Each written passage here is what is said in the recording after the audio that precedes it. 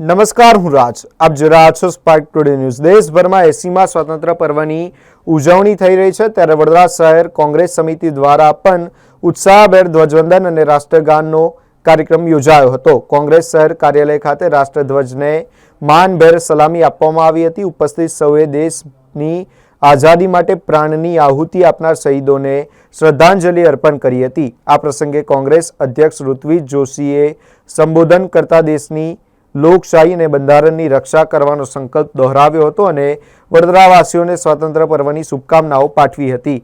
કાર્યક્રમ દરમિયાન વંદે માતરમ અને ભારત માતા કી જયના નારાઓથી સમગ્ર વિસ્તાર દેશભક્તિના રંગે રંગાઈ ગયો હતો. તમામ નગરજનોને 80મા સ્વાતંત્ર્ય દિવસની ખૂબ ખૂબ શુભેચ્છા પાઠવું છું. Happy independence day to all of you. આજે કોંગ્રેસ પાર્ટીના પ્રાંગણમાં આ તિરંગાને ફરકાવીને અમે સૌ કોંગ્રેસી ગર્વ મહેસૂસ કરીએ છીએ કે અમે એ પક્ષના સિપાહી કે જે પક્ષે આ દેશને આઝાદી અપાવી. મહાત્મા ગાંધી, પંડિત જવાહરલાલ નહેરુ, સરદાર વલ્લભભાઈ પટેલ, ડૉક્ટર બાબા સાહેબ આંબેડકર, સુભાષચંદ્ર બોઝ, મૌલાના આઝાદ, શહીદ ભગતસિંહ, સુખદેવ, રાજગુરુ, આવા નામી અનામી અસંખ્ય નેતાઓએ આ દેશને આઝાદી અપાવી. ત્યારે આપણે આ દેશમાં આઝાદીનો શ્વાસ લઈ રહ્યા છે. પરંતુ દુઃખની વાત એવી છે કે આજે 79 વર્ષ પૂરા થયા ત્યારે આ દેશના નાગરિકોને એવું લાગે છે કે આપણે ગુલામી બાજુ જઈ રહ્યા છીએ, બીજી આઝાદીની લડાઈ લડી રહ્યા હોય એવું લાગી રહ્યું છે. કારણ કે અંગ્રેજો તો આવ્યા હતા, વેપારના નામે લૂંટીને જતા રહ્યા. આ દેશમાં ટાંકણી નથી બનતી, સોય નથી બનતી. પંડિત જવાહરલાલ નહેરુ પ્રધાનમંત્રી બન્યા, એમને આ દેશને IIT, IIM, ISRO, એમ્સ, મોટા મોટા બાંધ, ડેમ આ બધું આપ્યું, જે આજે પણ છે. પણ સત્તામાં બેઠેલા લોકો 12 વર્ષથી સત્તામાં છે, એમને શું આપ્યું? તો એમને આ દેશના પબ્લિક સેક્ટરને વેચી કાઢ્યા, પ્રાઇવેટ કરી દીધા. એમને લોકશાહીને બંધારણ પર હુમલો કર્યો. ત્યારે આ દેશમાં અમારા નેતા રાહુલ ગાંધી, અમારા પક્ષના રાષ્ટ્રીય પ્રમુખ ખડગે સાહેબ, ઉત્તર પ્રદેશ કોંગ્રેસના પ્રમુખ અમિતભાઈ ચાવડા સાહેબની આગેવાનીમાં અમે આ બીજી આઝાદીની લડાઈ લડી રહ્યા છે. કારણ કે અત્યારે જે સત્તામાં બેઠા છે એ અંગ્રેજો કરતાં વધારે તાનાશાહ અને ક્રૂર લોકો છે.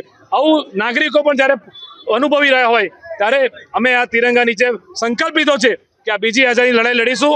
અને જે સત્ય અને અહિંસાના વિરોધી અને જે લોકો અત્યારે અન્યાય કરી રહ્યા છે, બંધારણનું અપમાન કરી રહ્યા છે, એવા લોકોની સામે અમે લડતા રહીશું.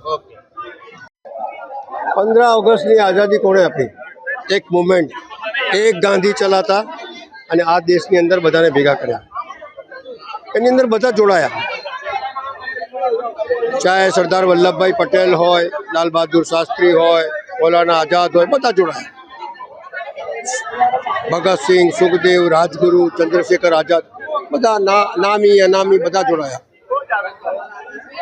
એક સત્ય અને અહિંસાની લડાઈની સામે અંગ્રેજોને ઝુકાવવું, એ જમાનામાં જ્યારે અંગ્રેજની સામે બોલે તો ગોળી વાગી જાય, એવા સમયે આ આંદોલન ચાલ્યું આ દેશની અંદર. 90 વર્ષ સુધી આઝાદીની લડાઈ ચાલી, પણ સત્ય અને અહિંસા પર ચાલી અને આખરે આ દેશને આઝાદી અપાઈ. આજે આઝાદીના દિવસે સૌથી પહેલાં આ તિરંગા યાત્રા નીકળી, એમાં ગાંધીજીનો ફોટો પહેલો હોવો જોઈએ કે जिसने एक शुरुआत करी, एक बीज बोया और जिसके बाद બધા જોડાયા અને આઝાદી મળી.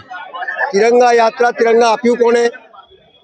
કે ગાંધીજીના નેતૃત્વની દેશની અંદર બધી તિરંગા યાત્રા મળી. તો સૌથી પહેલાં એનો ફોટો હોવો જોઈએ.